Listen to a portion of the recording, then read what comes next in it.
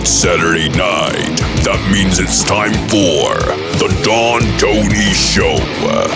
The wait all week long is finally over. Get Don Tony's perspective on current affairs in the world of pro wrestling and much more. The Don Tony Show. And now your host, the man, the legend, Don Tony.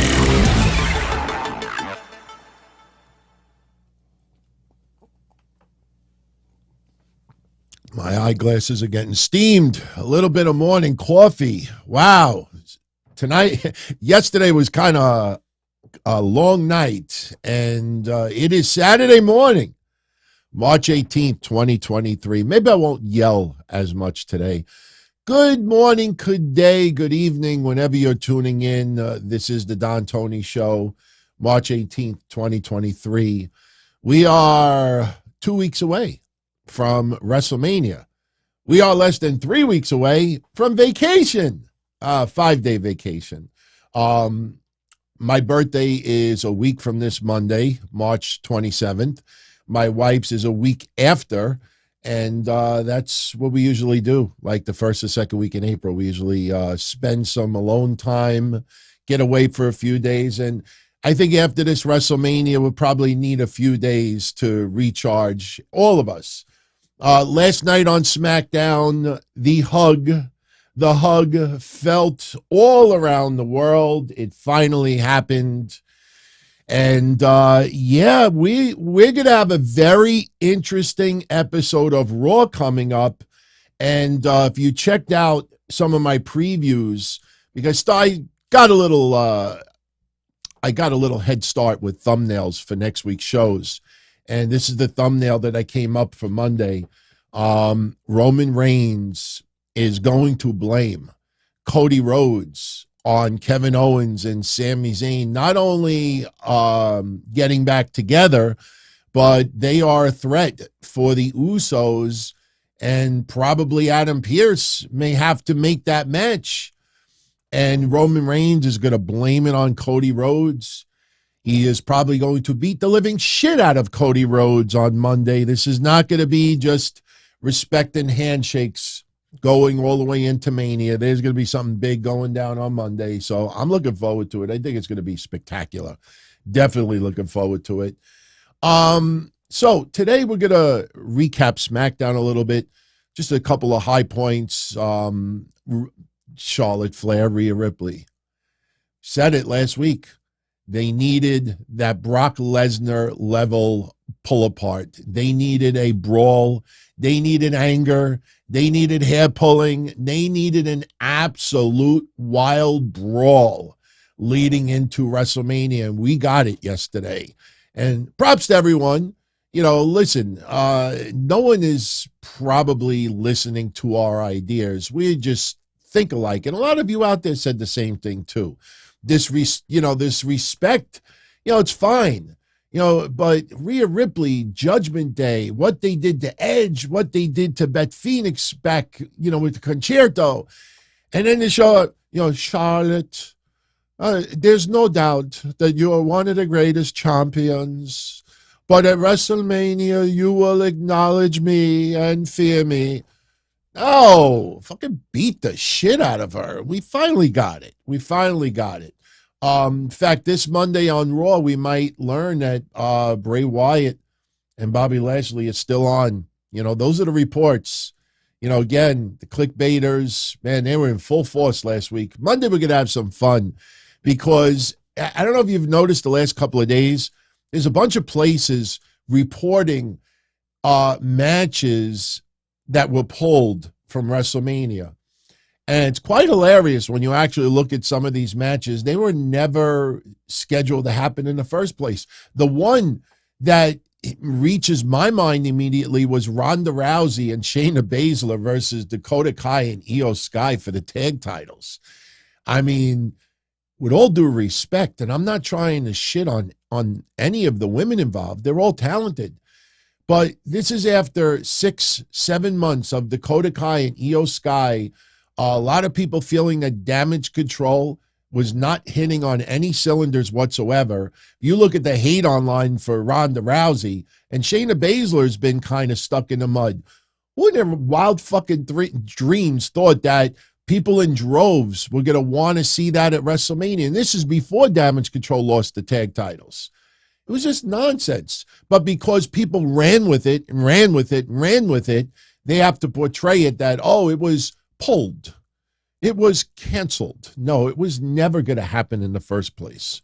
So we'll have some fun with that on Monday. By the way, we'll have some fun on Wednesday. We got to bring that thumbnail back again. Tony Khan, I guess it's the spring tradition, everyone. This is 2 years in a row now that right around we get to March and April, he starts accusing robots of all this anti-AEW hate. You know, I got to say something. Much love to all of you out there who have tuned in and really enjoyed this little reunion episode of yours truly and Kevin Castle. We released it for everyone on Thursday. Everyone could go to dontony.com and check this episode out. And, the love and the reception for it was amazing. But I got to be honest with you, it was an eye-opening experience as well. Not going to say it here. I'll wait till Monday. But, when you see people out there that, go after the AEW whack jobs that hate on everybody for not, finding the same things epic, amazing, unbelievable. When you look at the anti-AEW haters out there that will just totally destroy anybody's, love for content that might not be as suitable for you. For those out there that, can't stand the hate, man, there are a lot of people that need to look themselves in the mirror because you ain't any better than any of those other people out there. And, there's something else I'm going to say on Monday, too. Real eye-opening experience bringing that back. We had a good time. And, it was met with a decent amount of jealousy and hate. But the jealousy is from people that you would never expect. We'll talk about that on Monday, too. Now, we have a few pertinent topics that we need to discuss. One has to be the selective outrage that's going on about John Cena's recent comments towards Vince McMahon. I will give you my honest thoughts of how I feel about what John Cena said, and then I will address, the issue online and the selective outrage. I got something that I want to share with you. But, before we get into anything else, maybe this wouldn't have been the opening discussion to have, but I definitely want to bring it up. All right. No, it's not that Rhea Ripley is only 5'7". A lot of people seem to find that hard to believe. And I'll be honest with you, on the surface, I thought, okay, that kind of seems a little bit short. But Rhea Ripley does wear, boots with, I think, that has at least 1 or 2 inch, I don't want to say heels, but lifters, whatever you want to call them. 5'7". I mean, my wife, I think, is 5'7". And I'm saying to myself, I just can't picture Rhea Ripley being the same. Rhea Ripley comes off as so tall on television. But the reason why I wanted to mention this is because something floated around in the last 24 hours. And some of it is reverse psychology, everyone. I don't know if you've figured it out by now with certain topics, but there's a report going around that Charlotte Flair and Rhea Ripley are closing night one of WrestleMania. I don't even want to, is in the main event, yes, but WrestleMania's had more than one main event on a particular night. The final 2 matches could be main events. I think the focus is that Charlotte Flair and Rhea Ripley are going to close out WrestleMania night 1. Close it out. And I got to be totally honest with you. I think that is bullshit. Maybe after the brawl yesterday, maybe I start feeling a little bit otherwise. let me tell you why I cite bullshit on this. The explanation given was political reasons. That WWE has not had a women's match main event WrestleMania since Becky Ronda Charlotte. And because of that, they have to put a women's match to close out night one of WrestleMania. Not Kevin Owens and Sami Zayn versus the Usos. It's got to be a women's match. Now, let me tell you something. Number one, if you look at SmackDown, if you look at Raw, there has been a little bit less emphasis on the women's wrestling. And that is because at WrestleMania, you have 3 matches that everybody is looking at as far as women go. You have Bianca versus Asuka, Charlotte versus Rhea, and you have the 6-woman tag match with Damage Control versus Becky, Lita, Trish. Outside of that, the proportion is a little bit less. Now, yes, we are getting 2 new matches, which I will get into in a moment. One of them actually is a women's match. My point is this. If you look at SmackDown the last 3 or 4 weeks, the women's matches have not been a huge emphasis of the show. They have cut back a little bit. If you look at Raw, the women's matches, there was at some point, a 2-month streak that they were main eventing every episode of Raw. And people did realize that, well, the third hour's rating is pretty much the worst, so we might as well put the women's match to close it out. I know that sounds awfully disrespectful, but hey, business is business, everyone. People don't want to face that music. That's on them. But even lately, you look at the Raw results from Monday. Look at how much of the show was women. It was very, very light, very light.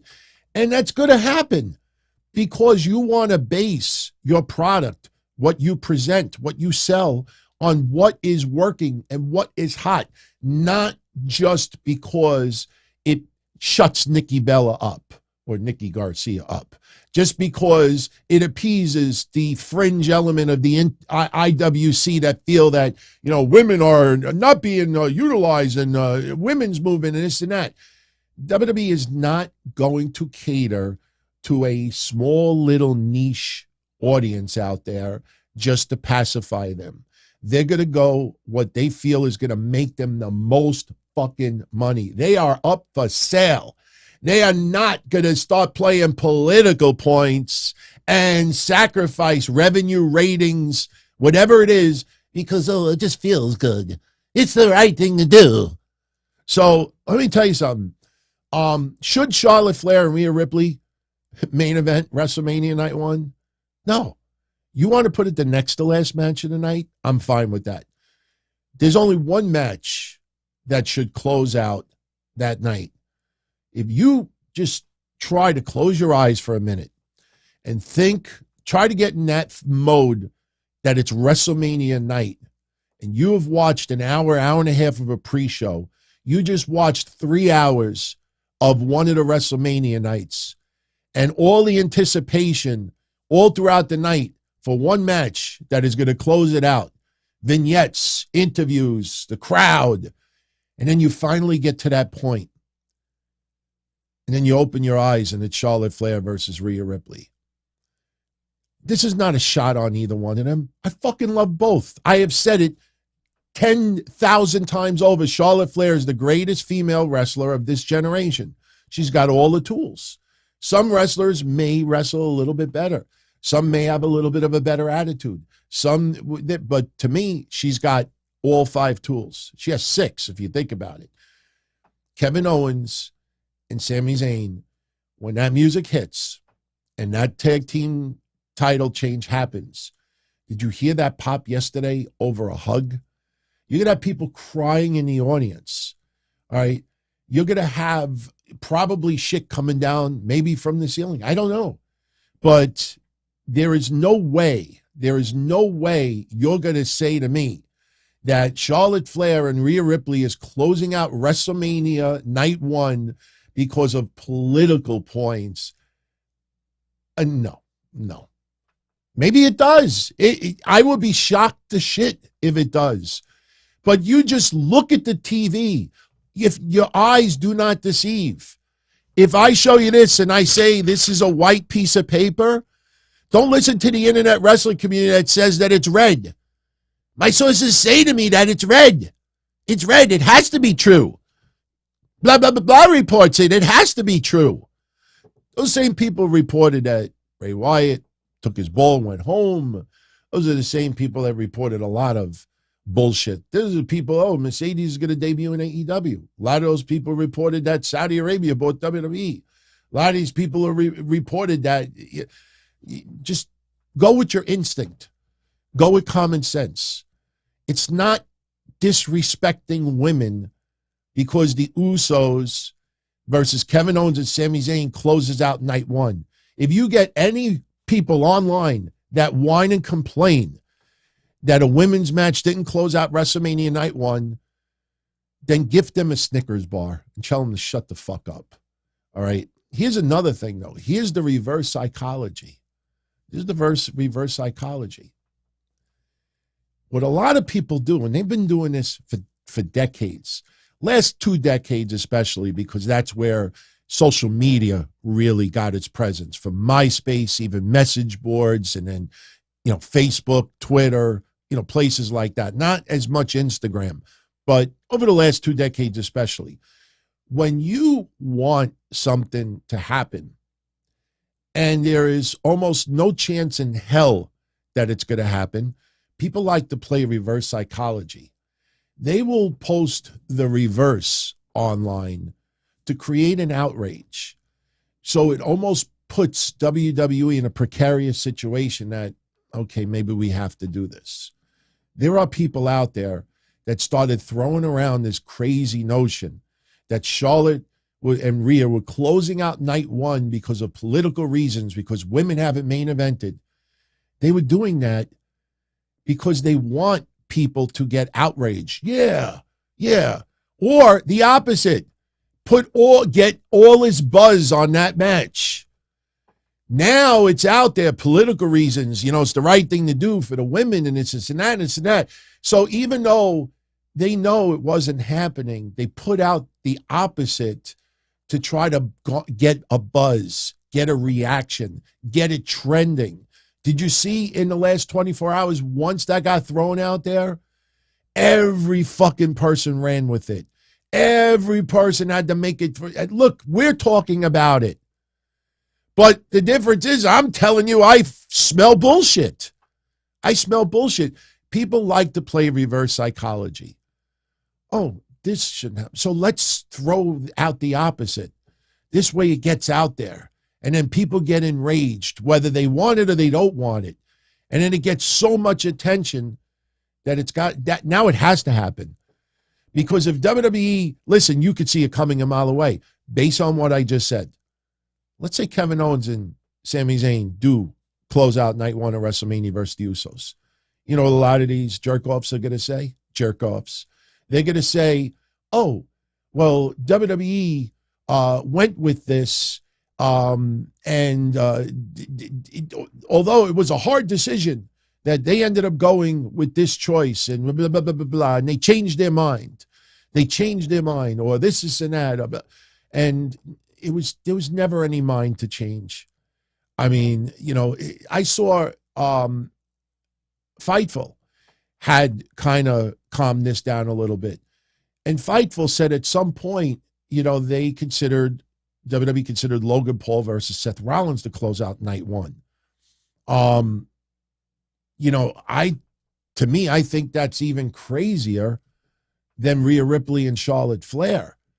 Because at least, there is more of, of a story behind, Rhea Ripley winning the Royal Rumble. And yes, not every Royal Rumble winner always closes out WrestleMania. But, the stipulation is if you win the Royal Rumble, you get a main event. You get to main event WrestleMania. That's what some people's logic was with this also. Rhea won the Royal Rumble. She should main event WrestleMania.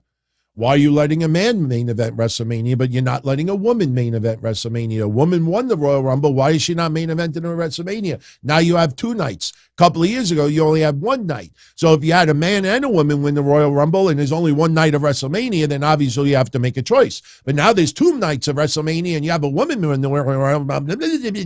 Eat a Snickers. Eat a Snickers. So, again, could it happen? Yes, could happen. I honestly cite bullshit. Again, just close your eyes, relax. Close your eyes and just think of night 1 of WrestleMania and the anticipation, the Sami chants all night long and this and that.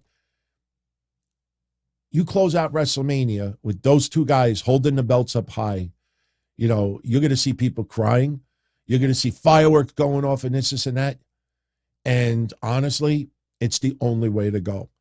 If Charlotte Flair were to retain, and again, nothing against Charlotte, and she holds that belt up high and the fireworks go off, good night, everybody. That match better fucking be one for the record books, for the memory banks. Otherwise, people will be like, oh, I don't know. It's like it doesn't feel the same. Rhea Ripley, she's got a lot of momentum, but she is a fucking heel. She's doing the chicken shit with Dominic to troll Ray. She's trying to help with that as well. So her winning it, you don't want Rhea in the middle of the ring, tears strolling down her eyes. Everybody, you deserve it. What happens to SmackDown after she shows up? You deserve it. What is she supposed to say? You know, she's going to like smile to the fans and thank them. The only thing you're damn right, I should deserve it. You're damn right. You know, like she's going to trash the fans. She's a fucking heel. Nah, man. Especially that they're up for sale. They're not going to do this political shit. It's business. You know, so, all right. Well, we'll see what happens. All right. A couple of days ago, it was announced that Great Muta is the next inductee for the WWE Hall of Fame. There is now some buzz that Batista may not be going into this year's WWE Hall of Fame. Where did that come from, you might ask? Well, I'll tell you where it came from. It came from the lack of buzz around Batista's name or Batista in WrestleMania. Batista was never supposed to wrestle at WrestleMania, but there is almost no talk about Batista whatsoever. The Hollywood aspect of it, you would think common sense. They're in California. They're in Los Angeles. WrestleMania goes Hollywood. It only makes sense to put Batista into the Hall of Fame this year. If Batista does not go into the Hall of Fame this year, there's got to be something deeper going on between him and WWE. I don't know if there is. I'm not insinuating it. I'm just giving you an opinion. I don't sense any disdain. WWE's up for sale. Triple H is currently in creative control. If there was ever a point that Batista, and listen, the Hall of Fame, it is what it is. Some people love it. Some people think it's nothing. It's a nothing burger. For the wrestlers themselves, it's a big deal. Just hypothetically, what happens if WWE is sold? And then next year, they put their own people in charge. You think Dave Batista, if he's contacted by Herb blah, blah, blah, blah, Blavich, Dave, we want you to go into a Hall of Fame next year. Something tells me that the vibe, the feeling is going to be a little bit different, especially, God forbid, Saudi Arabia buys WWE. And look, I'm not against it, but there's going to be wrestlers that will quit WWE. There'll be so much backlash. You look at the IWC, Vince McMahon just sits on his old chair. Wow, this feels good. I miss it. And people are like, could somebody put an M80 under his ass? Could somebody fucking blow his balls off? Like, people just, they get triggered by it. Could you imagine if Saudi Arabia bought WWE? Could you imagine the fucking shit that goes on online?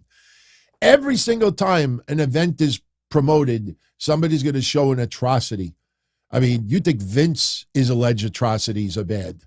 Can you imagine what's going to come with that? That's why I just think it's ridiculous. But Batista, if he doesn't go in this year, there's got to be an underlining issue going on with him in WWE, and something that may not be reconcilable. But I still think he's going in. There's reports now, and this is sausage. These are people trying to create sausage. There's reports now that WWE may only have 4 inductees this year. Only 4. They're trimming back a little bit. They're basing it on time. They're basing it on time. We only have 2 weeks left. So when are we going to announce more people? Supposed to have somebody announced on Monday, even though Great Muta hasn't been announced on Monday yet. I also heard that they may actually do the Wednesday thing again, that this coming Wednesday, they will announce another person. And then next Wednesday is the last Wednesday. Remember, time. So people are like, oh, there's only 2 Wednesdays left.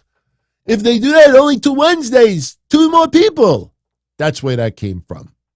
So we'll see what happens. But, look, there's a lot of buzz still about Stacy Keibler going in.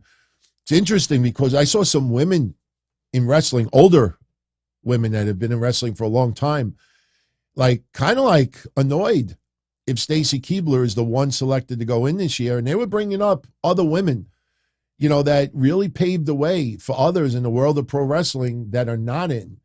And yes, the Hollywood aspect of it might be part of the reason behind it. But, until it's made official that she's in. And look, I talked about this with Kev the other day. If Tori Wilson is in, obviously Stacy Keibler has to be in. Obviously they weren't going to be put in together because they probably induct each other in. Can you imagine Tori if they both went in the same year and Tori's like, I'd like to induct my friend into the WWE Hall of Fame. And she hands the mic over to Stacy. I'd like to induct my friend in the WWE Hall of Fame. They're just that'd be a little bit of a hot mess, to be honest with you. But, we should get another announcement, either Monday or Wednesday. It's got to happen. Ric Flair being the one to put Muta in is very, very smart. And, let me say something else. Okay. This is the Hall of Fame picture that WWE's used for Muta. I know other people, they want to put KJ Muto on their graphic, showing him what he looks like now, showing him what he looks like from 5 years ago. Let me tell you something. Even with that little controversy with him and Shinsuke recently in Japan, in WWE's eyes, KJ Muto and the great Muta, 2 totally different individuals, personas, characters. That's why if you go back and you see, even look at Alundra Blaze, they put Alundra Blaze in, and there's very, very little mention of Medusa. They both looked the same, obviously. She didn't change her entire look other than maybe the name on the outfit. But, to WWE, this is the character that is the Hall of Famer. That's why you go with the old school Muta, So, I got to share this with you. This is pretty amazing. Say what you want about Omos, man. Omos is living his best life right now. Couple of things with Omos. Now, the night that the challenge was made to Brock Lesnar, Omos versus Brock Lesnar, I came up here that Monday night and I said that this was Brock Lesnar's decision. Brock Lesnar chose Omos. And a lot of places out there didn't believe it. They said it was a Vince McMahon move. Could Vince have been involved in it? Sure, absolutely. Why not? Fucking guy still owns the majority of the company. You think he's supposed? Shh. A lot of these wrestlers that love Vince, from Cena to Brock and others, You think you think they use payphones? You think he calls Vince on a payphone so nobody taps the call? You think they go meet at a hotel room somewhere so they can discuss creative? You think that they like giddy, like, can you imagine the internet reaction if we did? No. Brock Lesnar chose Omos as his opponent. And now we find out that it was fact. Well, check this out. Undertaker did an interview earlier this week. And when he talked about Omos, this is what the Undertaker said, okay? I know some people out there are not happy with the Undertaker right now, not because of his friendship with Vince, but because, the insult, towards AEW. But anyway, Undertaker says about Omos, and I quote, "I'm really high on Omos. He's still developing the talent, and my gosh, what a great human being he is. Actually, I'm killing him off because he's a bad guy right now, but he's a really nice human being, and he is a sponge. He wants to get better. He wants to do all the things that I look for when I see somebody I really want to mentor. But it's difficult. It's just so hard to book him in a way that he should be booked. He is an attraction. He's not an every week TV kind of guy. Omos needs to be special." Say what you want. That is high fucking praise, getting that from The Undertaker. And not only that, Omos was on a show called What Happens Live?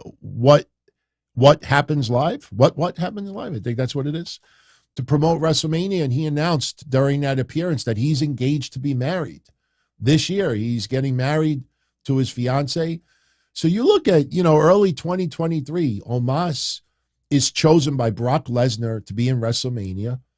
Omos had a very good match with Braun Strowman in Saudi Arabia. Undertaker speaking high praise for Omos, and to the point that he would want to mentor him. And then you hear he's getting engaged. Listen, I know it's very, very convenient to crap on Omos.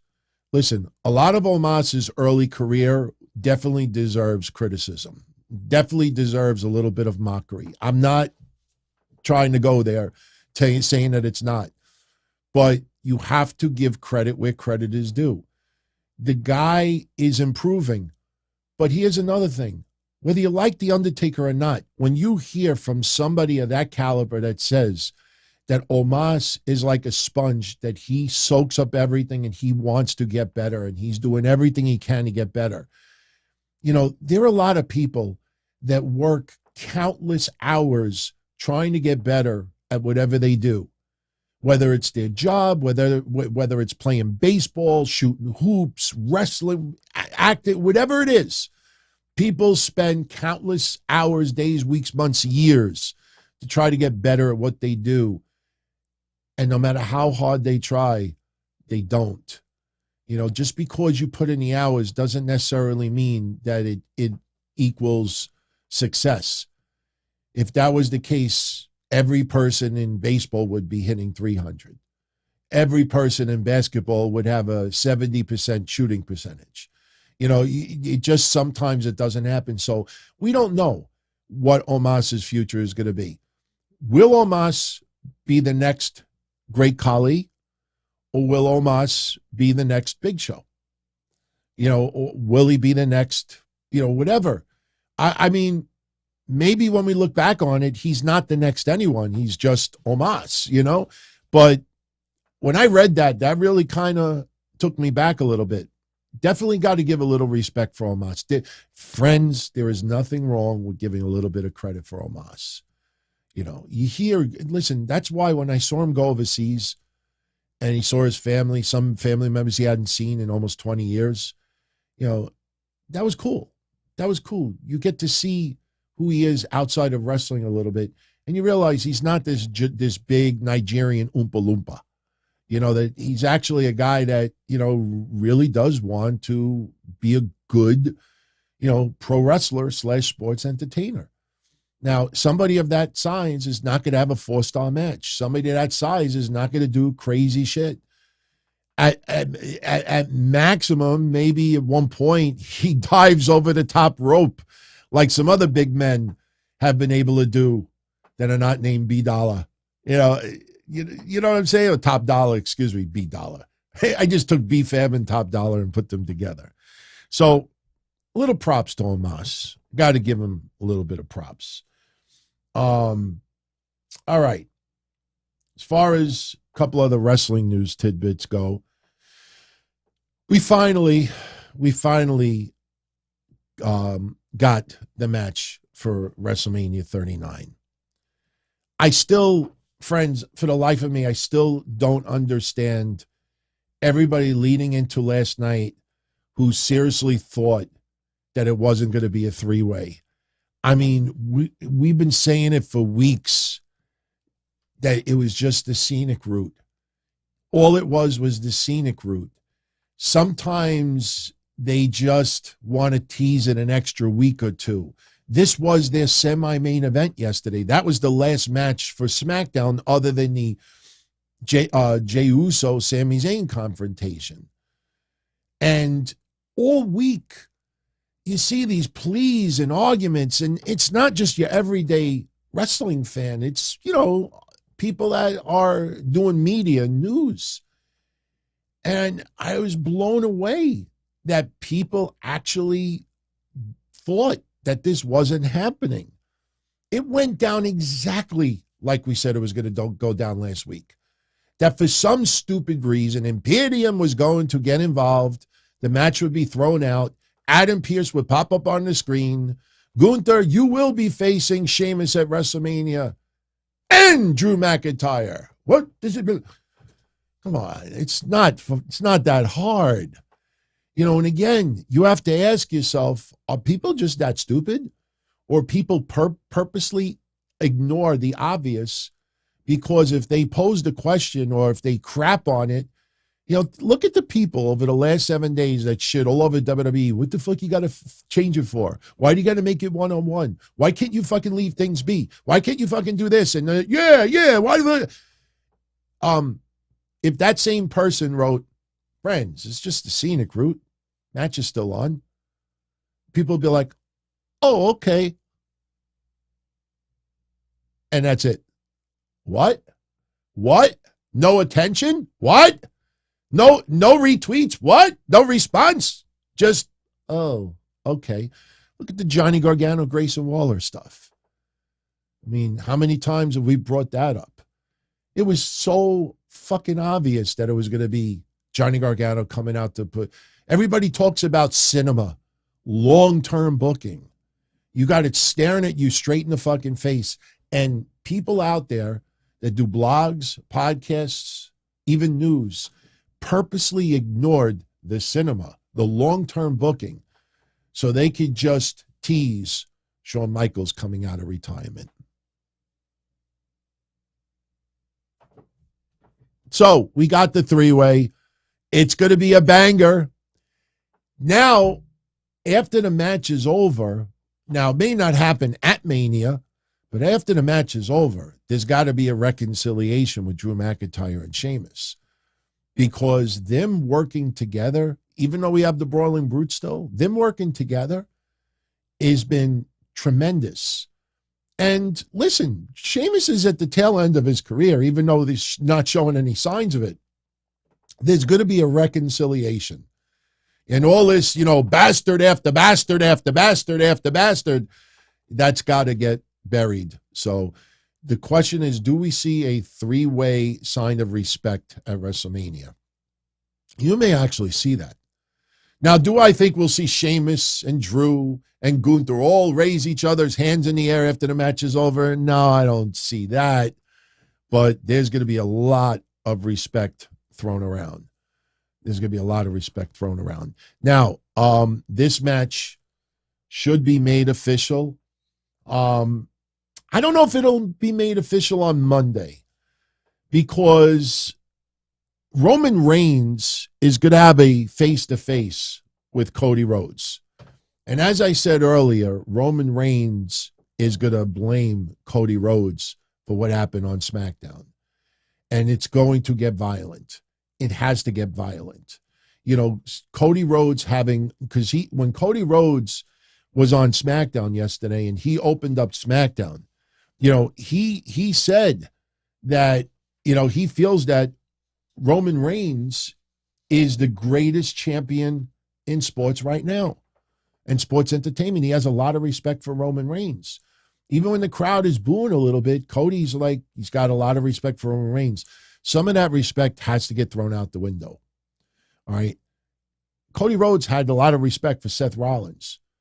But when they started having all these brawls and Seth laying out Cody when he had the issue with his shoulder, and there's, you know, there's got to be that anger. There's got to be that heat. And that will happen on Monday.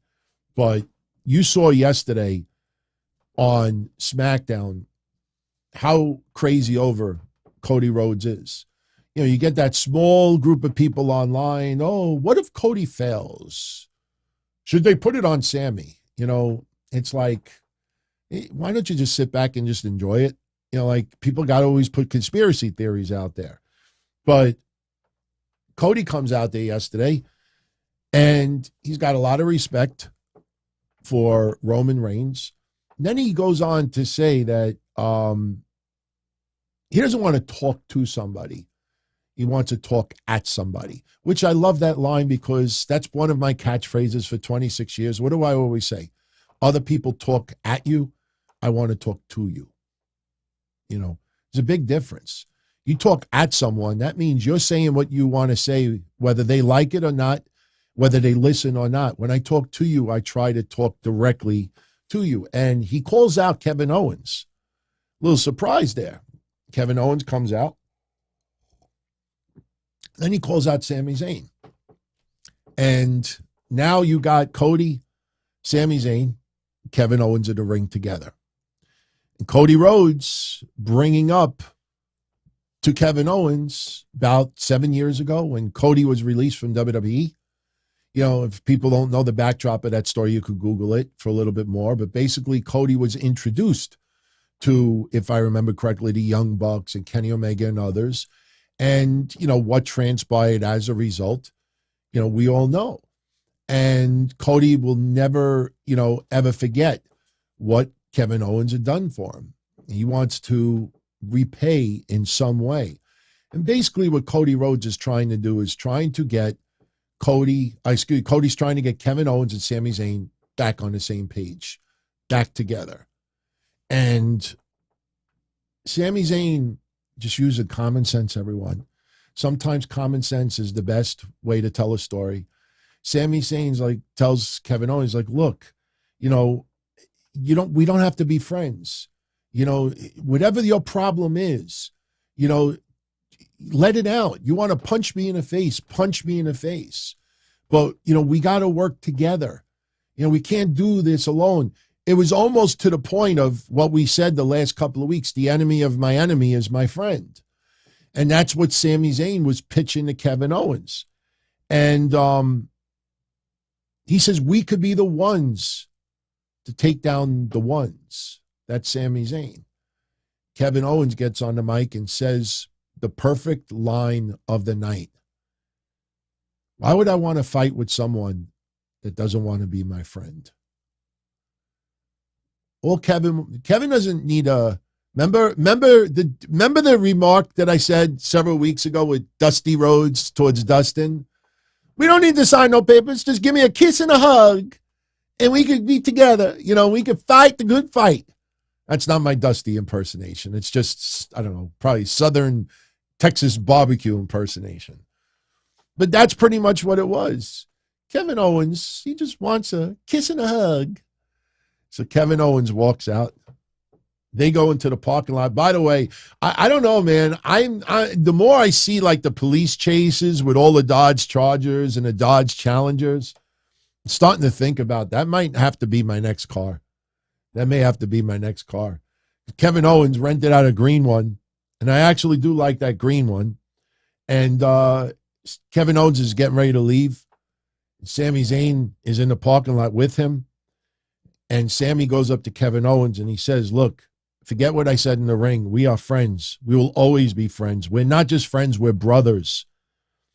And if you don't ever want to talk to me ever again, I just want to tell you, and I want you to know that I love you. And you can feel it across the screen because you know that it's true. You know the love for these two guys. So Kevin Owens looks at Sami Zayn, gets in the car, and drives away. Now, if you are looking at the screen, my audio-only friends, you don't need to go check out the video for this. You know, if you saw the segment, I could describe it. You know what? If I would have done anything a little bit different yesterday, what I would have done is this.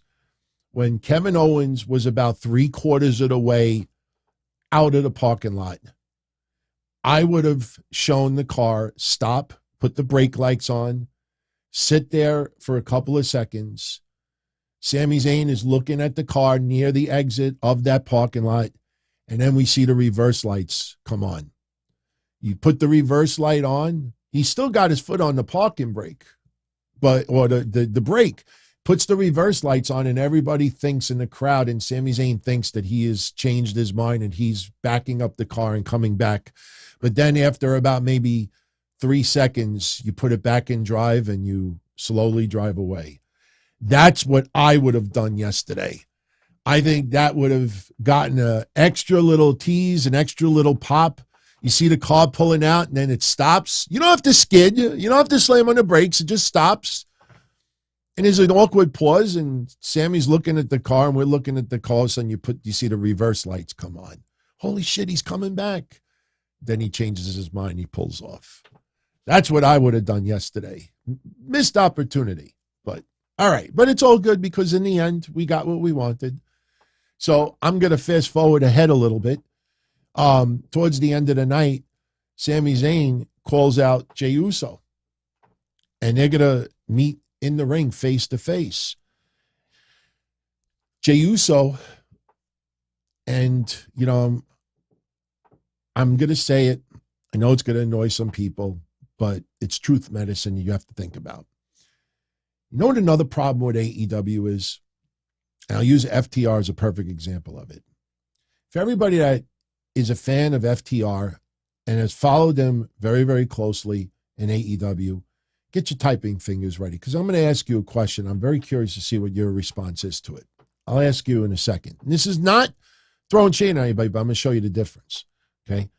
Jey Uso is in a ring with Sami Zayn. And Jey Uso says from day one, telling Sami, I didn't like you. I didn't trust you. I didn't want you to be around my family at all.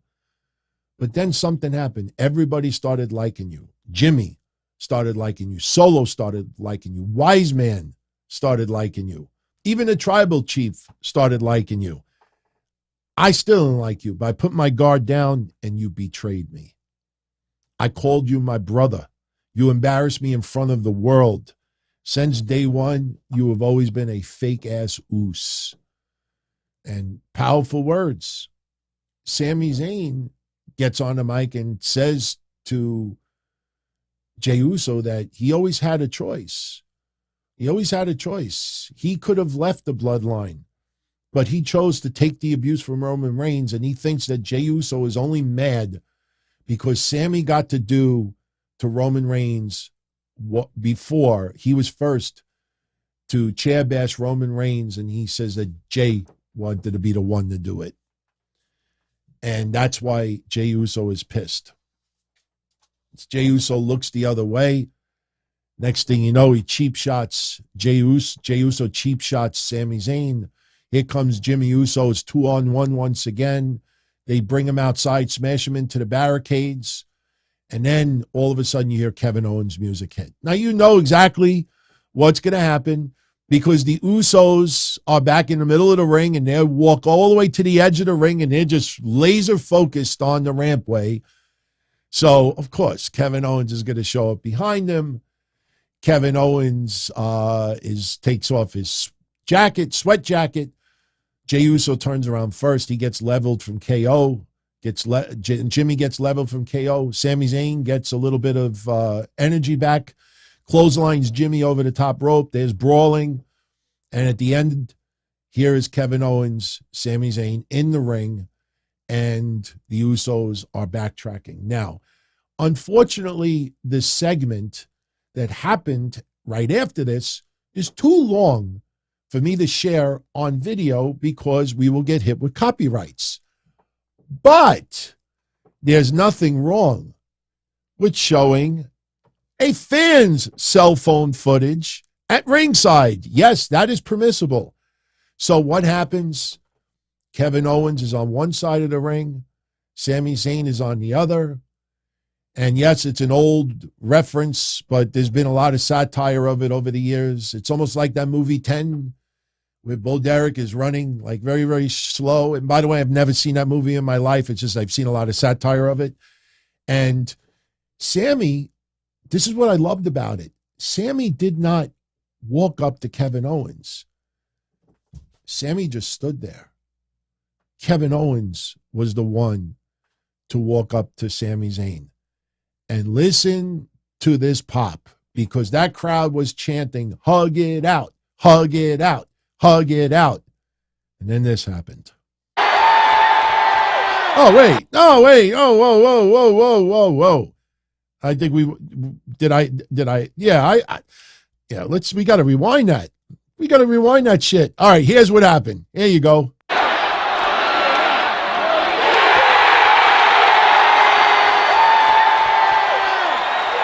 People fucking loved it. You know that emotion was real. Sami was holding back tears. That was an awesome moment, man. That was awesome. Crowd pop big. You know, if you remember that little tweet, Undertaker, big pop. That's what it got. Listen, when I was doing some Google image searching and I typed in Sami, Kevin, hug, I'm reminded how many fucking times these guys have hugged over the years. You could make a 3-minute montage. Like when one of them gets released from WWE, I will remember you. Do-do-do-do-do. You could do a montage of just them hugging each other. They have hugged a lot over the years, but this one was the one that everybody just absolutely, you felt it. You felt it. It felt real. And while that's going on, here's Cody Rhodes in the back. He's smiling. See, job well done. Now, me, I had a little bit of a crazy thought in the back of my head, just having some fun late night photoshopping last night because I couldn't sleep until about 5:30 this morning. Of course, the cake and ice cream crew doesn't find it funny unless one of their own comes up with something like this. But since Cody could heal the world, Cody could end violence. You all know the claims that people have said that Cody could do. Well, if Cody could get Sami Zayn and Kevin Owens back together, well, Mr. Rhodes, I have a challenge for you. I have a challenge. Damn that Don Tony, you had to put your fucking logo right there. Now I can't use it for my own. Yeah, I got to do that once in a while because motherfuckers don't like to give other people like credit for like little ideas. By the way, you want to laugh? See the left arm? I got to tell you a funny story behind this Photoshop. It's not the best Photoshop, but if you look at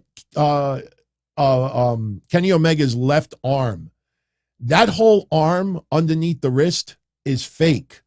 What happened was I took Kenny Omega, a picture of him, and I removed the background.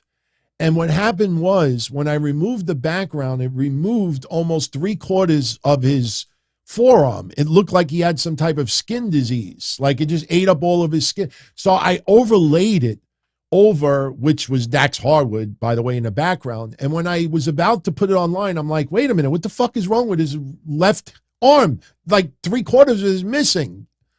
So I had to literally take like a clone feature and I had to take pieces of his skin and just keep cloning it and trying to make it look like an arm. I think I did a pretty good job of it, but if you look at it, if you zoom in close, oh man, you'll laugh. It's all pixelated and butchered, but just to have a little bit of fun. Do you think CM Punk, Kenny Omega could ever reconcile? I think they can. I really do. I think they really can reconcile. We'll see. We'll see. That's for Wednesday discussion. But Kevin Owens, Sami Zayn hugging in the ring. So now there's only one thing left to do, and that is make the match official. Make the match official. And again, it should be night one. It will not be an April Fool's joke. This match will be going down. I think title change has to happen. It's going to be one of those memories. It's almost like when Ray won, I know people want to forget about it, but, when Eddie won and Benoit was in the ring and like moments like that, this will be one of those moments. So that's why you got to go off the air with Kevin Owens and Sami Zayn. I think it's a no-brainer. It's not about women or men. It's about the strongest storyline, the strongest way to go out. You want fans, and let me add one thing that I didn't say before that'll convince you. This is night one. You want fans to leave night one with such a great feeling. That last dessert, the final moment. You want to go off as high of a high you possibly can, because holy shit, we still have another night. That's why you go off the air with this match and nothing else. You want night one to end. I hate to use this example. You want it to end with a mindgasm.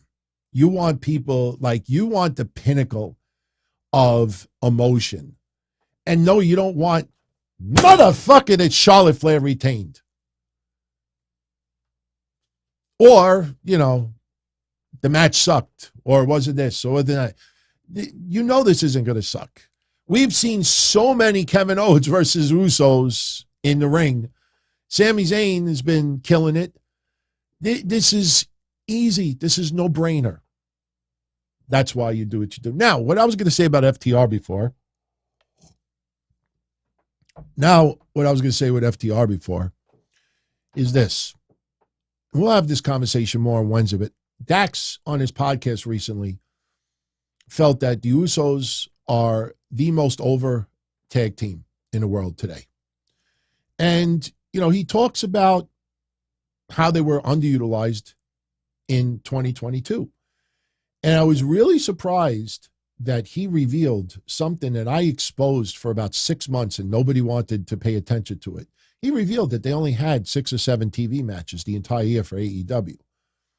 But this is not a knock on AEW. This is not a knock on FTR. This is praise for the Usos, Sami Zayn, Jey Uso, the storyline, whatever you want to use, but Jey Uso especially.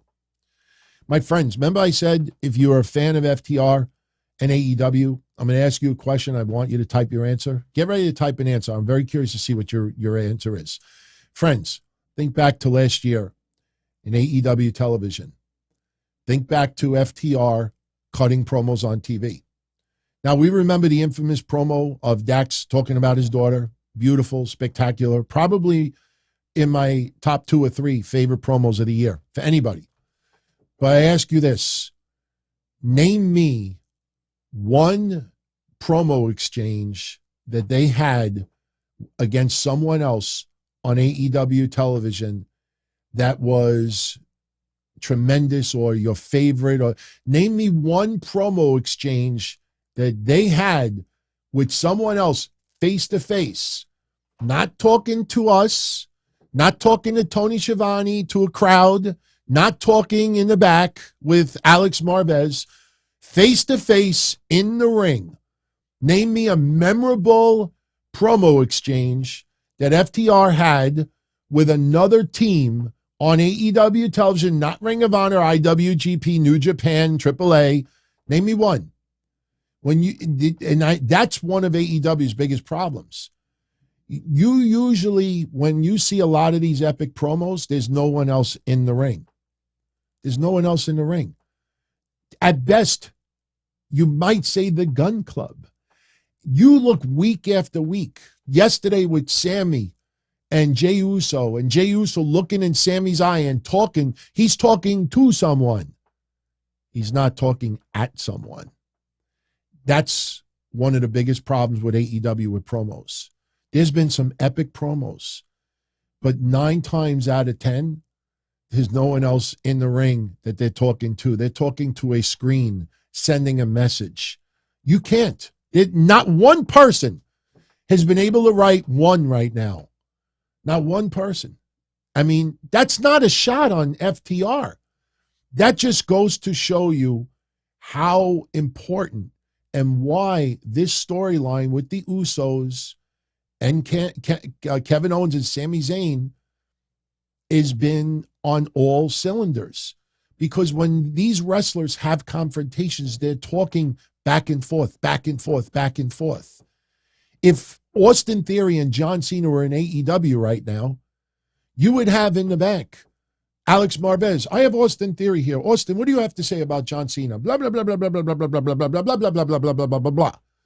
And then later on, Renee Paquette. I'm with John Cena. John, do you have a response to Austin Theory? No, there's no back and forth. There's no confrontation. There's no immediate reaction responses. Name me one. You can't come up with one. It very, very rarely happens. Wednesday with the Pillars was great. You should bottle that because that rarely ever happens. But you go back when people say, oh, FTR definitely should have been tag team of the year, or the Usos, believe me, this back and forth that happens in this storyline, cinema, imagine having cinema and every camera scene, there's only one person in it, not two. They have a confrontation, So I just wanted to point that out. Something that nobody ever thinks about. And I was reminded of it yesterday when I saw Jey Uso and Sami Zayn going at it. I mean, think of Kevin Owens. Think of Kevin Owens and Sami Zayn. If this was AEW Dynamite, after what happened in the ring, Renee Paquette, I'm with Sami Zayn in the back. Sammy, what do you think about Kevin Owens walking out? You know what, Kevin, if you're seeing this, forget what I said. We're brothers of this. I love you, this and that. And then 10 minutes later, Alex Marvez, I'm with Kevin Owens. Kevin, do you have any response for Sami Zayn? Tell me which scenario feels better, is more powerful. 2 separate segments where they're talking to video screens, or in a parking lot where Kevin Owens just gets in his car and drives away anyway. All right. Let's fill in the blanks for SmackDown yesterday. All right. Let's get the Fatal 4-Ways out of the way. 2 new matches have been added to WrestleMania 39. They're calling them showcase matches, which makes me wonder, is it going to be pre-show? I don't know. I think they would go awfully long to be pre-show.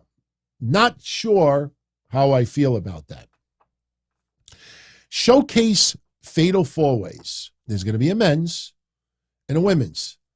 And by the way, the Fatal 4-Way are tag teams. So there's going to be 8 participants in each match. So that is a way of getting a lot of people on the show that have no match for WrestleMania. Yesterday, they started the qualifying matches. Instead of just announcing the matches, they're doing qualifiers, which kind of sucks because now you realize Tegan Nox and Emma have no match at WrestleMania. As far as I know, not even a Mae Young over-the-top battle royal, or Andrea the Giant over-the-top battle royal. Yesterday, Raquel Rodriguez and Liv Morgan beat Tegan Nox and Emma. So Raquel and Liv will be in the Fatal 4-Way tag team showcase match at WrestleMania. The men's will be announced. Now, the only thing good about it is that it's not just a showcase match, but, if they have the winners get a tag team title shot down the line, it works more on the women's side than anything because there's only one set of women's titles right now, women's tag titles. Now, yes, the Usos have 2 sets. Whoever wins between Owens and Zayn and the Usos at Mania could have 2 sets of titles. So they're not getting rid of both sets of titles anytime soon. So if you have Ronda Rousey and Shayna Baszler, and look, when we were talking about draft, Kevin and I on this past week on that reunion show we did, we were talking about names that we think would benefit by going to Raw or SmackDown via the draft. And we both agreed that we think Ronda Rousey and Shayna Baszler should move to Raw. Especially that Raw is 3 hours and SmackDown is 2 hours. I don't think anybody even wants any of that 2 hours eaten up with Ronda Rousey, with all due respect. So if you have them win this fatal 4-way, that gives them a future tag team title shot. And Becky Lynch and Lita right now are considered Raw wrestlers. That's why that makes it a little bit easier. Now, we don't know who the other participants are going to be as of yet. I think you use a little common sense. I think Alpha Academy, if this complete split with Otis joining the Maximum Male Models doesn't go down, I think they deserve a little spot on there. You almost feel like the Viking Raiders are an obvious choice. On the women's side, you think it should be Natty and someone else. There's some names. There's definitely some names that could be put together. And who knows? Maybe we'll get a surprise and see an NXT tag team in there. So we'll see. So that's what went down yesterday. Now, I got to say this again for the 3rd week in a row, because people still, again, this reminds me of the scenic route with Drew and Sheamus. Are these people this ignorant, or are they intentionally putting this outrage and naiveness to get attention? This has to do with LA Knight. LA Knight yesterday lost to Xavier Woods in a very short amount of time. LA Knight then later on had a backstage segment with Rey Mysterio, because Rey still will not face his son at WrestleMania. Yesterday, Rey and Dominic are in the ring once again. Dominic and Rhea Ripley beat Santos Escobar and Zelina Vega.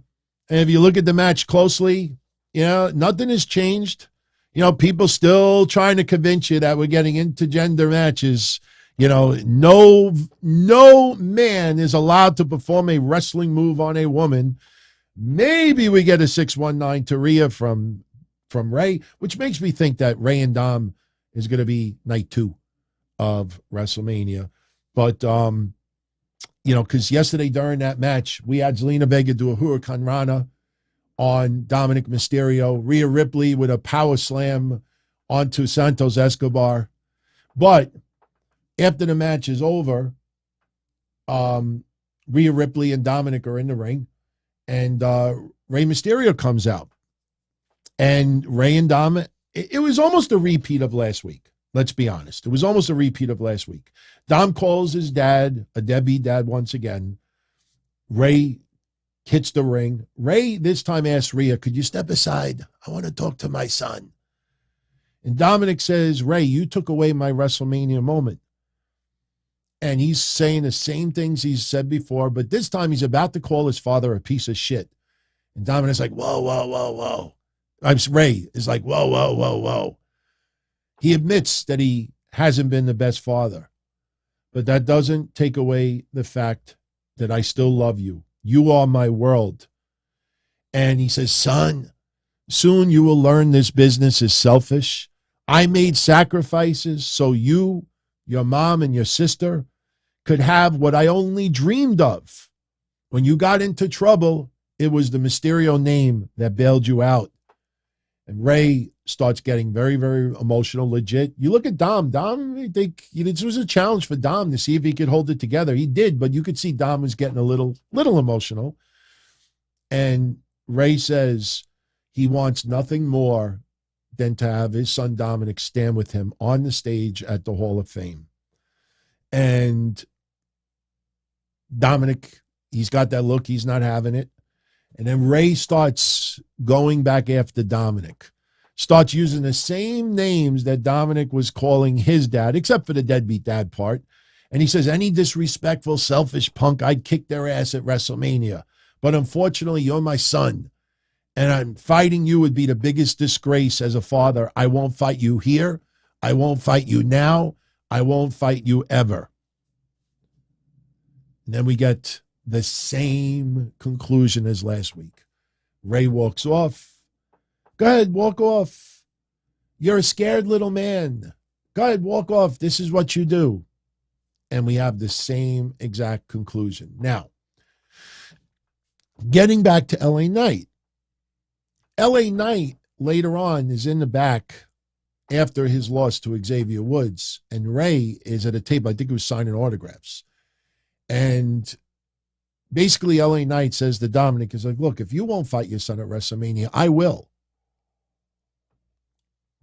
So Rey Mysterio levels LA Knight, gives him a cheap shot, knocks him on his ass. Next week, we get Rey Mysterio versus LA Knight. Now, people are complaining. Wow, Triple H has his shovel out. The fuck are he doing with LA Knight? How could these people not realize that he's money? They're doing the same thing that they did with Austin Theory back then. LA Knight is not being buried. The more you want something to happen, the more over that person gets. LA Knight, in countless defeats to Bray Wyatt, it's 10 times more over now than he was back then. LA Knight losing the way he has is not losing his value. LA Knight is perfectly fine.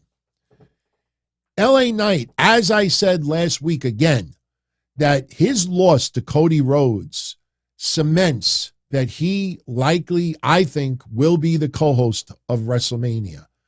They teased it last week. LA Knight, you can't have a WrestleMania Los Angeles without LA Knight. So obviously LA Knight is going to do something, and maybe the co-hosting of WrestleMania, which you and I have talked about for weeks now, maybe that happens. So even in defeat, do not take those losses to heart. LA Knight is not being buried.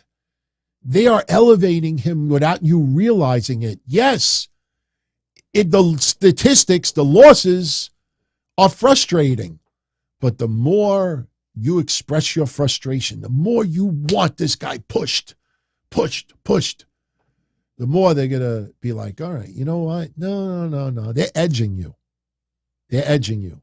Sorry for the sexual examples, but that's probably the only way I could describe it to you that you'll get it. They're edging you.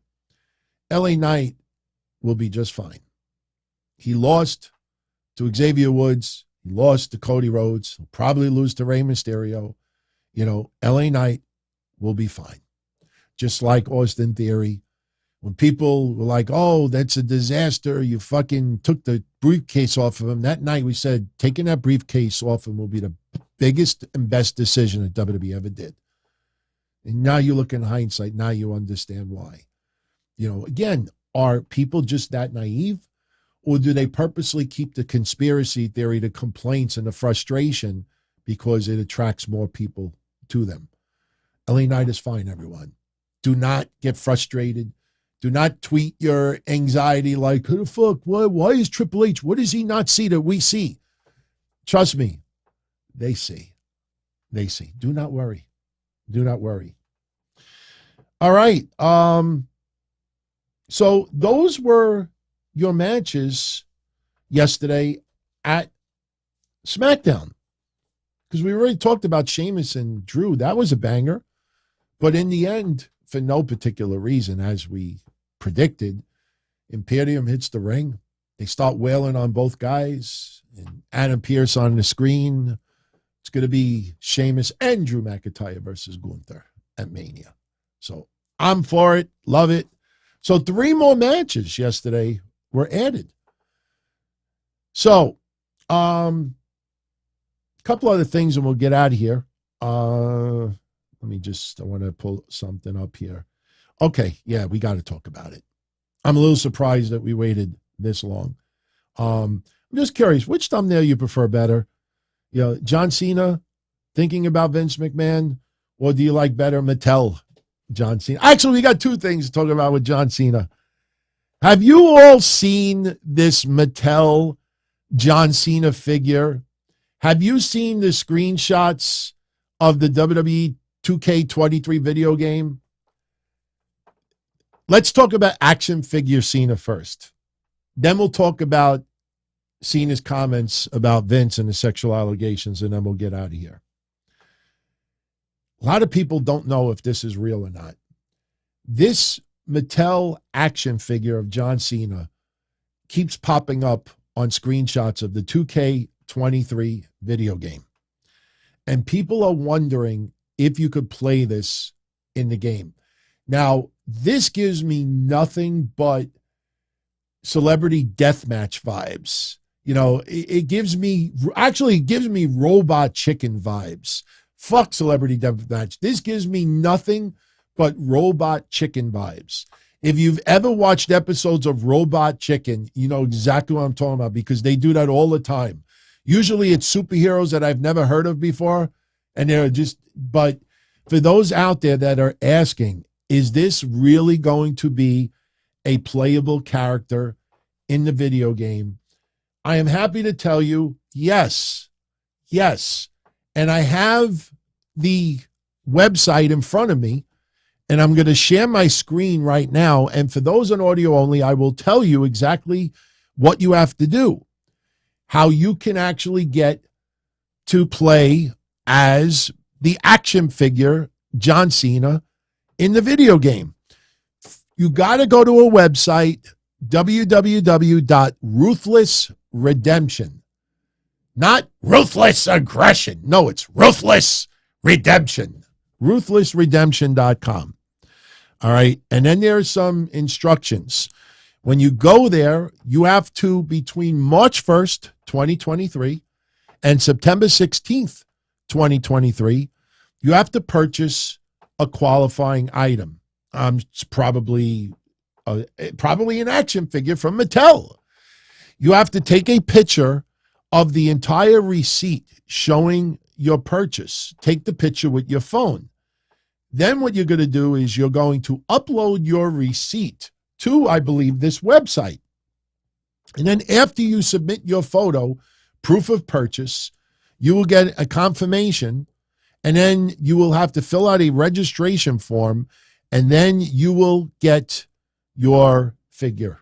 You'll get the access to use that figure. So you go to ruthlessredemption.com, you can get all the information there. Ruthless Redemption.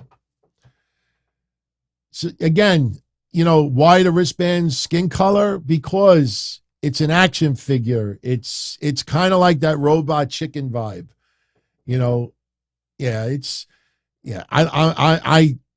I think that would be fucking funny, man. I have to see that in action. That's going to be pretty cool, man. I saw that and I was like, there ain't no way that's going to be in the video game. And a bunch of people were like, no, DT, it actually is. And I'm like, really? And they gave me the link. They said so. All right.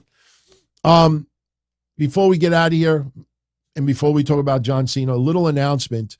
Bad Bunny is going to be hosting Backlash in Puerto Rico on May 6th for the premium live event. Well, the day before on SmackDown, they announced WWE will also be in Puerto Rico. So SmackDown, May 5th, 2023, will have SmackDown in Puerto Rico. So Puerto Rico will get SmackDown and they get Backlash. So pretty cool. All right. Let's wrap up talking about John Cena, Vince McMahon. All right. I'm going to have a few comments to say about this. I don't know how people are going to feel about it, but here's the deal. John Cena was interviewed by the Associated Press, and they brought up the sexual allegations of Vince McMahon. Very serious allegations, no question. John Cena gave this response that I'd say about 90% of the internet wrestling community, I mean, overwhelmingly, are criticizing the shit out of John Cena right now. In fact, I find it cute now anybody that's assaulted, whether it's mentally, physically, or sexually, people are using the same phrase that John Cena made in this. And I'll give you a good example of it. Davey Richards. We'll talk about Davey Richards on Wednesday once I get more facts. Once I find out exactly what's going on, with all due respect, some of the people reporting some of this stuff, not Fightful. Fightful, I believe they're accurate, but there's some other people out there that seem to be giddy. Seem to be kind of like giddy about reporting this. I'm going to get the facts. But they're using the same lines that John Cena made to defend Davey Richards, basically being sarcastic, okay? So anyway, about Vince McMahon, John Cena says, and I quote, "Everyone has the right to their perspective. I have the right to have mine. When you love somebody, you take them as imperfectly perfect as they are. We all make mistakes. We all have poor decisions. Lord knows I've made my collection of poor choices. That doesn't mean I'm not going to love somebody. There's no way I could go on record and say I don't love Vince McMahon." That's what he had to say about Vince. The IWC, I added up numbers, did add in division. It's about 90% are all ripping John Cena apart for this. Now,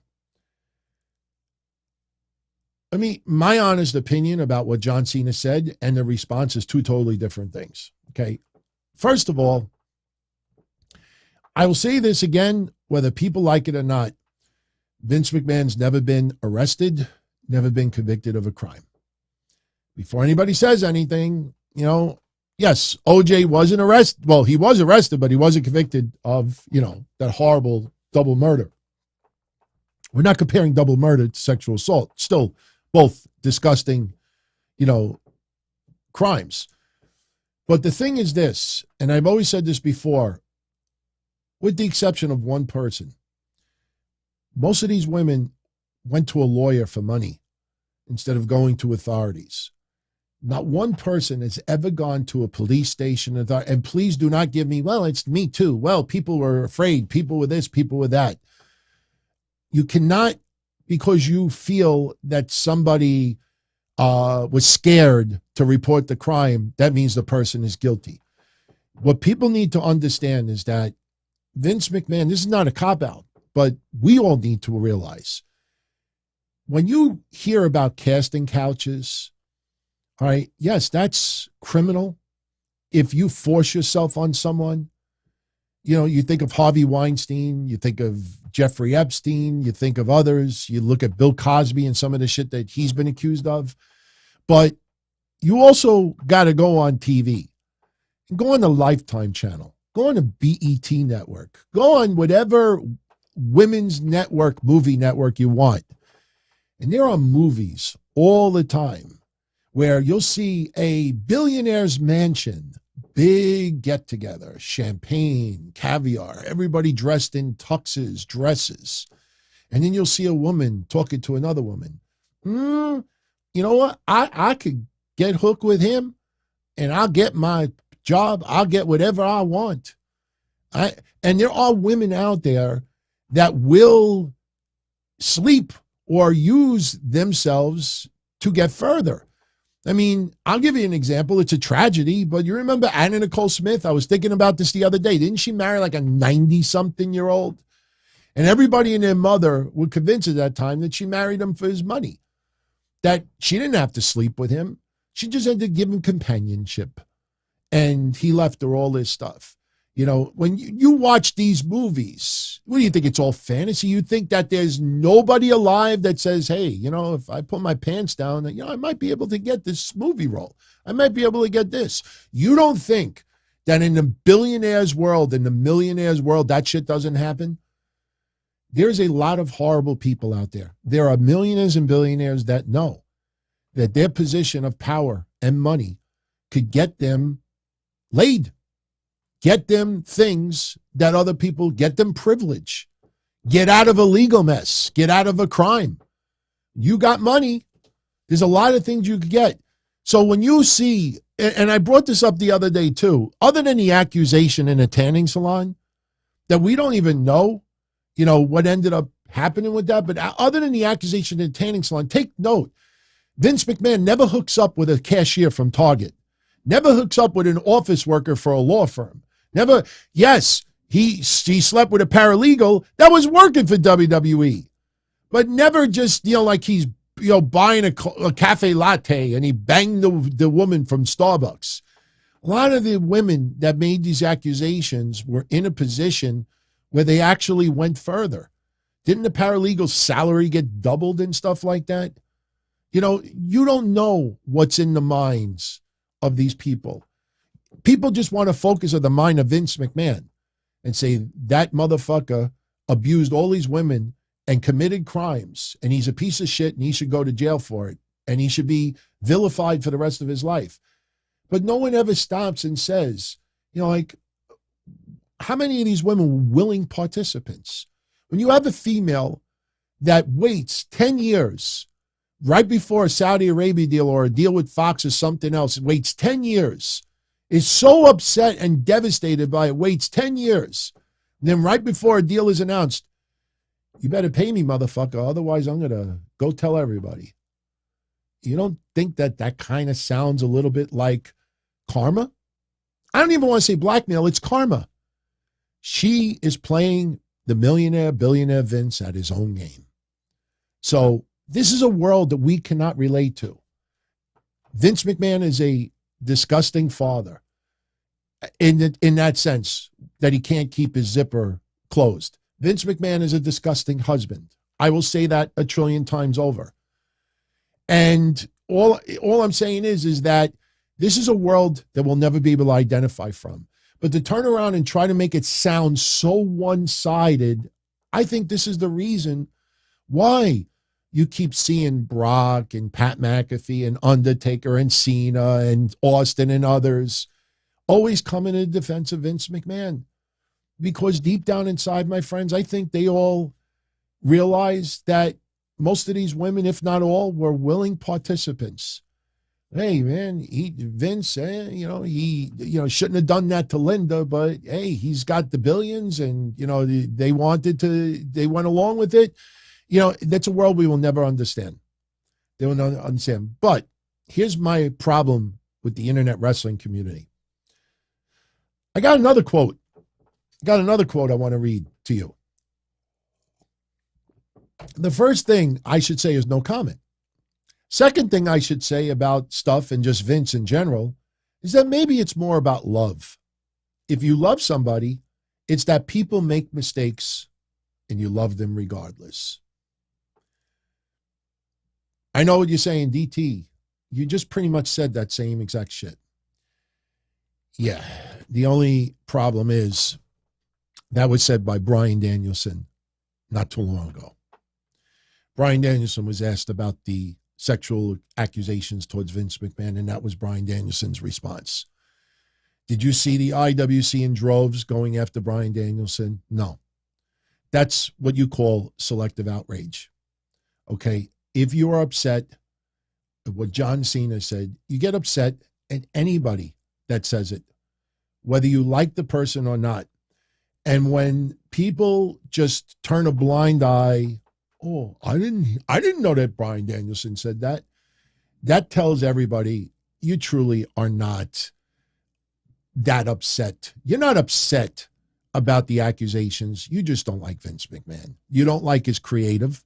You don't like his out-of-touch views. You don't like that this billionaire and 77 years old could probably walk up to somebody that you know and probably be able to get a little piece. There's a lot of reasons to dislike Vince McMahon. And I'm with you. There's a lot of reasons to dislike Vince McMahon. But when people just turn a blind eye to stuff like this, that says it all.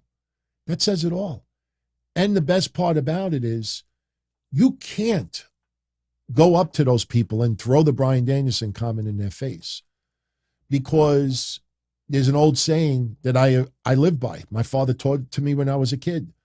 You don't justify bad behavior with other people's bad behavior. Just because that person committed a crime doesn't mean that you should. Just because that person is an asshole doesn't mean that you should. Just because that person stole something doesn't mean that you should steal something. Just because that person did this means that you could do it too. You know, so just because this person said it, you could turn around and downplay it because of this. You can't. If you're outraged at it all or nothing. And it's terrible. It's terrible to see it, but this is the world we live in, everybody. You'll see one person that you beloved say the same exact thing. And here's another thing too. This is why they're going after Cena and they don't go after Bryan Danielson. And that's because when Vince McMahon goes out to dinner, when Vince McMahon has a birthday party, when Vince McMahon is going to have a party WrestleMania weekend, Vince McMahon has a function, you won't see Bryan Danielson there. Bryan Danielson is not in that inner circle that'll show up at a party, at a dinner, this and that. You know, he made his comments, his views on it, that you love someone even if they make mistakes. But when you see Vince enjoying himself, he's with John Cena. Look at Pat McAfee. Does Pat McAfee get vilified? How the fuck could you celebrate with this sexual abuser's dinner? How the fuck could you do that in public? I wouldn't dare say it to him. The people are starting to grow balls towards The Undertaker because they don't see, you know, the American badass Undertaker role model, phenom, larger than life, that everybody and their mother just, there's nothing you can say negative about the guy. Now it's, no, this is Mark Calloway's views. The more that Mark Calloway speaks, this isn't The Undertaker. This is Mark Calloway. So you see that starting to happen. They wouldn't dare do it to Steve Austin like others. But for those that are still very close to Vince, those are the ones that they go after because they think it hurts Vince. You know, John Cena getting this abuse. You don't think Vince probably feels a little bit bad for John Cena? John, I'm sorry that, you know, you're getting all this hate back. John Cena could handle it. But, you know, by going after that person, you think you're hurting Vince McMahon. So, all right. Let me know what you think. I'm just expressing my opinions on it. So it's just opining, everyone. You know, everybody has a right to their own views. Just respect mine. I respect yours. All right. So I'm going to jet out of here. We've gone 90 minutes. If you are interested, we could get Vince off the screen. Bye-bye. Tomorrow at 8:05, we have the sit-down featuring yours truly. It'll be all Q&A, straight-up Q&A. If you haven't done so already, make sure you go to DonTony.com, download the Patreon/podcast Forbidden Door with myself and Kevin Castle. I will be talking Monday about this. Definitely eye-opening what's been going down. And don't forget, we got Monday's Raw post-show. And even though this is not an actual screenshot, this is my Photoshop work. Roman Reigns definitely taking notice of what Cody did yesterday. He is not a happy camper. And then obviously we have Wednesday. You know, we will definitely be talking about Tony Khan once again, bringing up the robots. It's the annual tradition, everyone. He's going to bring up the robots right around WrestleMania time. But before we get out of here, I got 2 super shout-outs to give. Ronnie C. with the 5 spot. Thank you.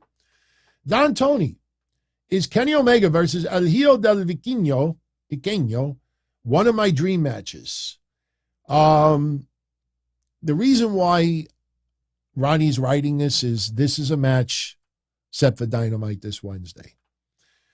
Kenny Omega versus El Hijo del Vikingo.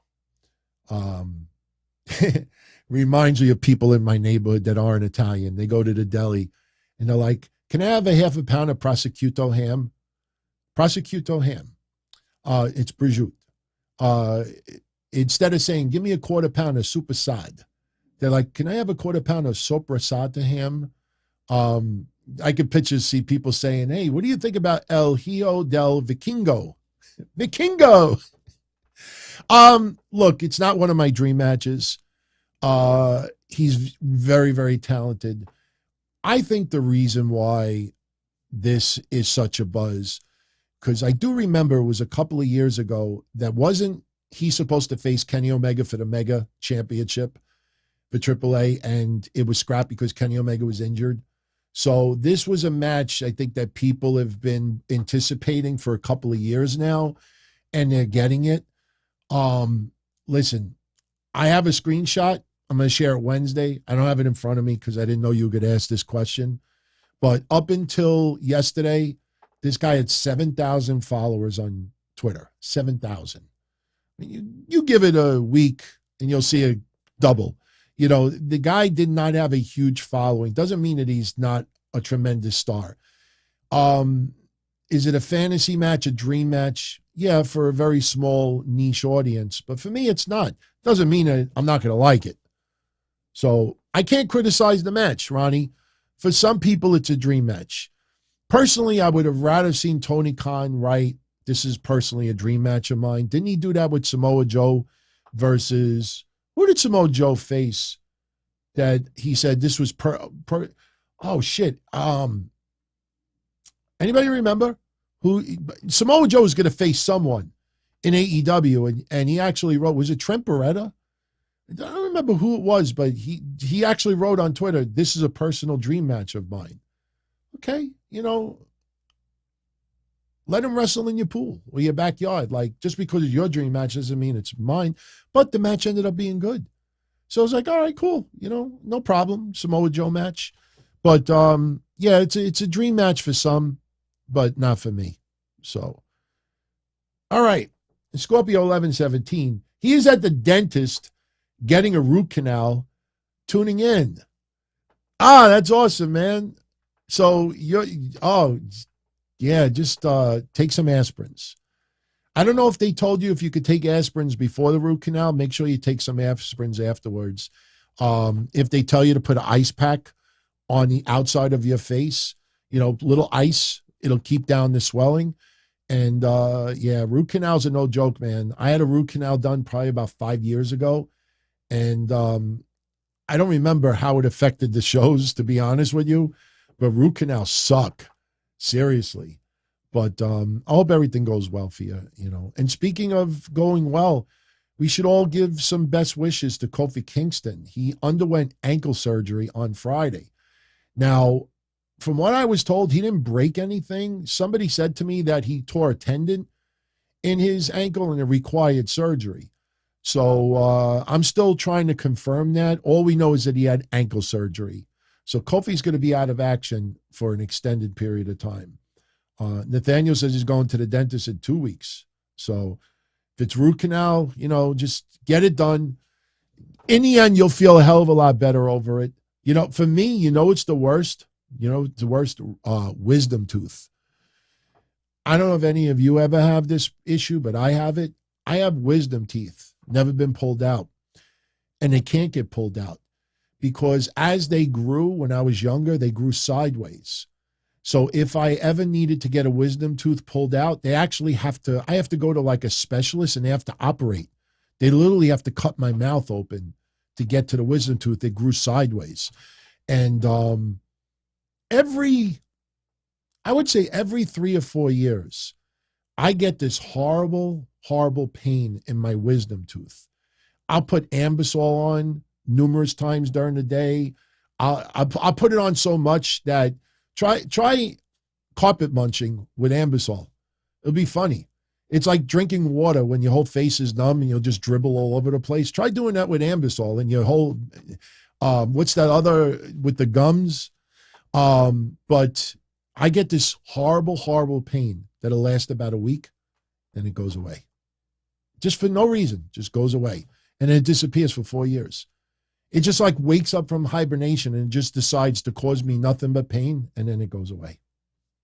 So Josh says it's an abscess. Could be, but it's always in my wisdom teeth area. It's always that area. You know, trust me, when I was very, very young, I'm not kidding. I mean, this is not pliers, but I literally like always thought, what would happen if I just yanked it and pulled it out? Thank God I never did.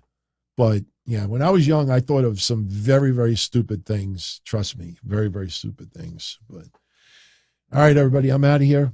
I hope everybody enjoys the rest of your weekend. Definitely post your comments. You know, we read them all. I'm going to be spending tomorrow for an hour or two responding to a whole bunch of comments. Next Thursday is going to be the next Q&A. The thread is already on YouTube, the channel community section. That's right. Community section on YouTube if you want to post a question. Just keep it brief, and we'll answer as many as we can next week. So, guys, gals, thank you again for the support. Thank you for all the love, especially over the last couple of days with Kevin and I doing that reunion show. It was definitely something that we thought about, you know, before, but never really pulled the trigger. But again, when I talk about it Monday, you know, something else was very, very eye-opening about it. And, yeah, I'll also address the elephant in the room if we're going to possibly do another one. You know, tune in for that. But I could tell you, based on the response so far, you know, it's been overwhelmingly positive. But, you know, the negative was pretty eye-opening. We'll discuss that on Monday. So enjoy Raw, because this is the next to last Raw before WrestleMania. And something big is going to go down with Roman Reigns and Cody Rhodes. Better get physical. You know, will it be the level of Charlotte Rhea Ripley yesterday? No. But you remember when Roman Reigns picked up Sami Zayn's unconscious head when Sami wanted to face him in Elimination Chamber?